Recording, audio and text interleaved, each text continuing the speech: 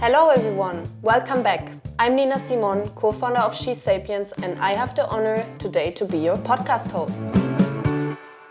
I'm very happy to introduce you today to Clarinda Brandao. She's a psychotherapist, a serial entrepreneur, and now here sitting next to me at this sofa. Clarinda, thank you first of all for being here. I know that this doesn't come out of the blue. You have Portuguese roots, but you spent most of your education and business time in Toronto, Canada. So first of all, I would like to know what brings you back here? Thank you. Thank you so much for having me here. It's actually quite an interesting story. I actually spent my summers, so I moved when I was 3 years old, so quite small. And I spent most of my summers in Portugal. And coming back was really coming back to my roots. And I met my partner here. So that's a little bit of why. And when in my 20s, not to give my age away, but in my 20s, I remember thinking, I want to open a practice here. I want to do something here, bring mental health here, bring a bit of like wellness to the space. But time goes by and it didn't happen. So when I met my partner, it all just made sense. And so I decided I'm going to give it a go. I'm going to try and see what happens. So here I am. Ah, awesome. So you were actually very self-aware that you feel happier and more loved in Portugal, which is great. And that actually brings us also a little closer to your profession. As you might know, SheSapiens is a network of female entrepreneurs. And especially as a female entrepreneur, we really need to be careful and very self-aware. Self-awareness, relationships, how do they play a role in entrepreneurship?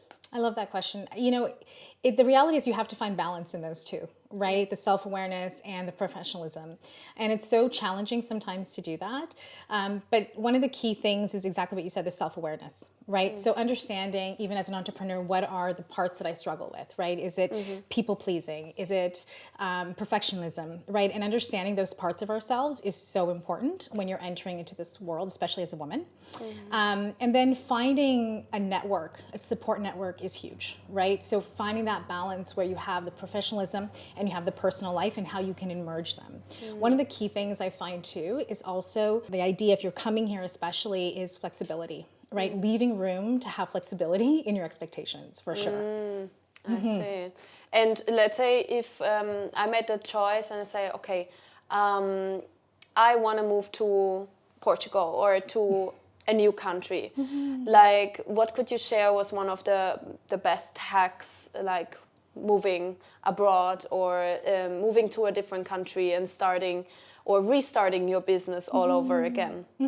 The self-awareness that you mentioned earlier, for sure, right? And what I mean by that is acknowledging like my own patterns of where do I struggle, right? So for me, even though coming from Portuguese roots, I thought, okay, this is going to be an easy transition, right? And it was not, right? I was learning about how things are done different in a different country, how people, culture is different. All of those components are so different.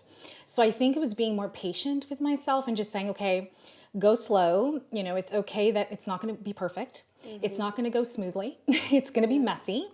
And being okay in that discomfort, in that like it's a new country, everything is new, and it's okay to take baby steps, which is not like me. Coming from a country like Canada where it's go, go, go, and coming to Portugal, which is everything slows down. And I think that was a huge struggle for me, right? So being able to adapt to the changes really helped me, for sure. Preparing myself for that. I see.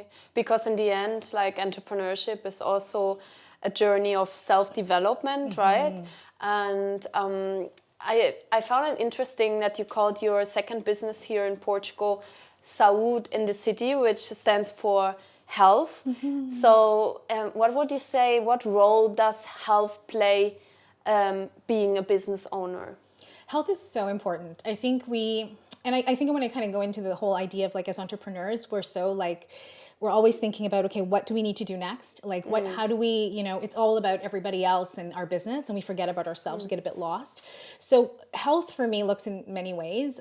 So it's about fostering our self-care, paying attention to what we need mentally, physically, emotionally. And so, yeah, I think that's part of Saúde in the City too, is like that wellness hub, like it brings everything together.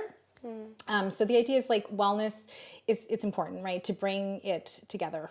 Because otherwise you probably won't succeed in your business. No, you need to be grounded. You need to find Yes. kind of like, you need to find moments of grounding in ways that you can feel connected to yourself. So wellness is like, whether it's mental health, seeing a therapist, whether it's, doing yoga, which is so great for your body. So it's just like finding the right modality that helps you thrive, but also just for you to find yourself in the chaos that is being an entrepreneur and all the roles that we play. But if you work with your clients, I mean, I imagine that some of the traumas, yes, they come from deep within ourselves, but there is somehow always some kind of dependence on others, or some kind of relationships that actually affect our self-esteem or our health.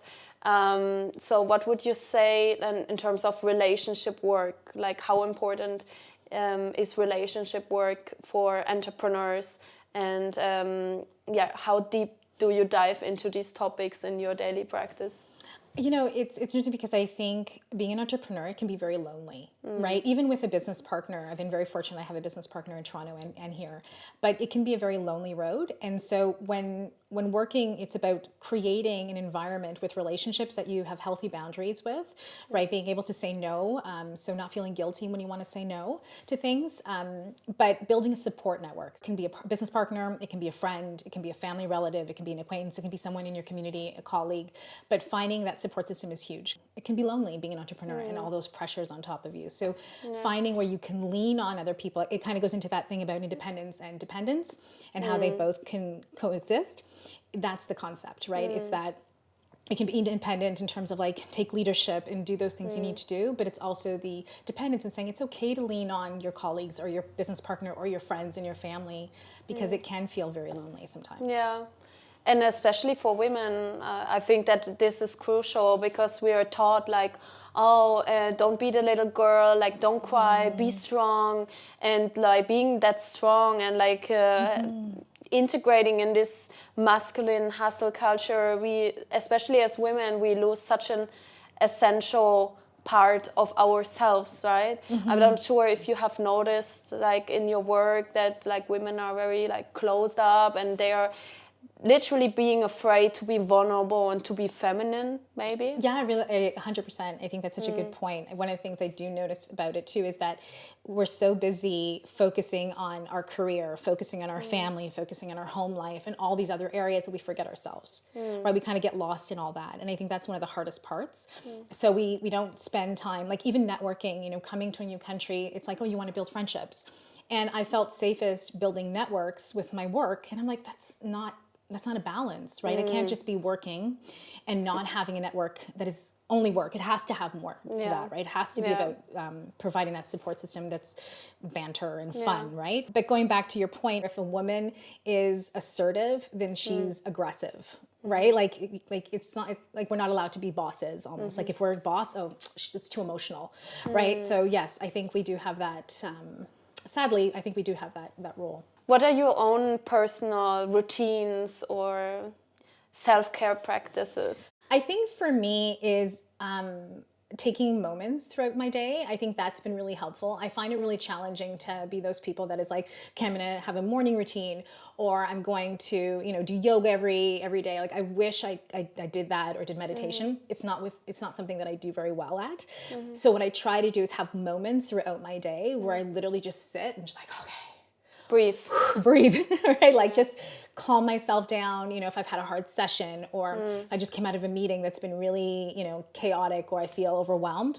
That's my self-care. It's just being more mindful that I need to have moments of pause and self-reflection. That's been really huge. And I find it quite admirable that despite that you have another business, like literally thousands of kilometers away, that you still work so much in the business and not only on the business. How do you manage that? On one hand, like managing 2 locations, but also still being a psychotherapist. It's so funny you said that, because I thought about that today, about wearing multiple hats and me being like, I'm a therapist first. And I think I have to remind myself that. I think having a business partner, having a team, one of the things that I built here that's a bit different than the one in Toronto is I made sure I built a team here.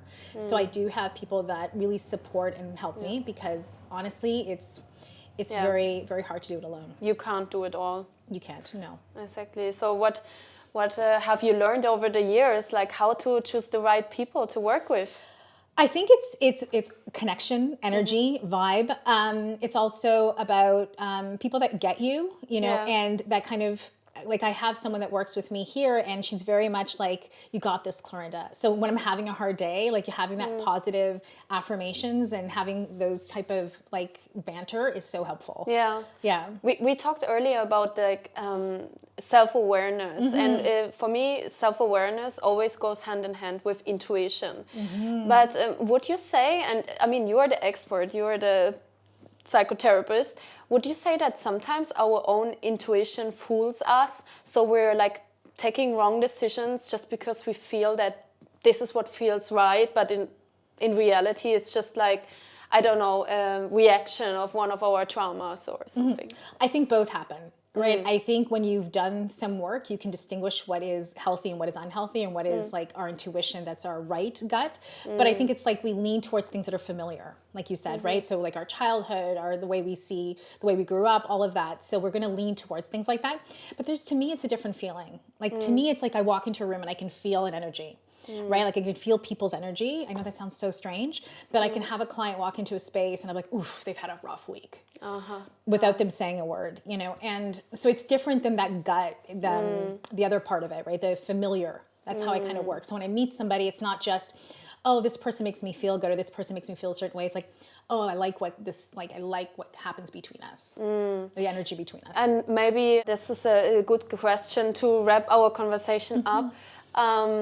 I feel that one of the reasons why women are struggling very often in entrepreneurship is because we are more sensible, we are like more open beings. So we absorb literally like all these energies, and often also very toxic masculine energies of this business world.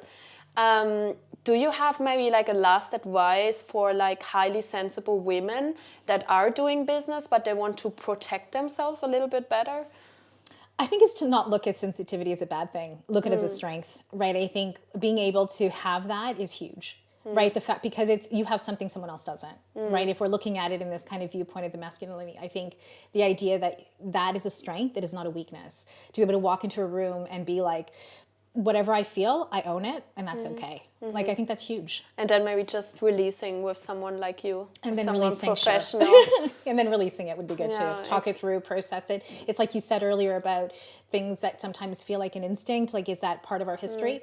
So recognizing, am I responding this way because it's part of, my leadership, or am I responding this way because of something that's part of my past? Yeah. At SheSapiens, we truly believe that your business can be only as big as you are able to hold the container, and you are able to involve like in your own personal journey. And this is like, we think how holistic entrepreneurship should be done, right? It's not just only about the business and only about the numbers. It's also about like, who do you become as a person? I love that. So we are very grateful to meet professionals like you that guide us in this journey. And thank you for having the conversation with us today. Thank you for having me. This was fun. So if you enjoyed this episode, then make sure to subscribe, to follow us, and also, of course, check out SheSapiens' website. We are always hosting events, having new initiatives, and see you next time.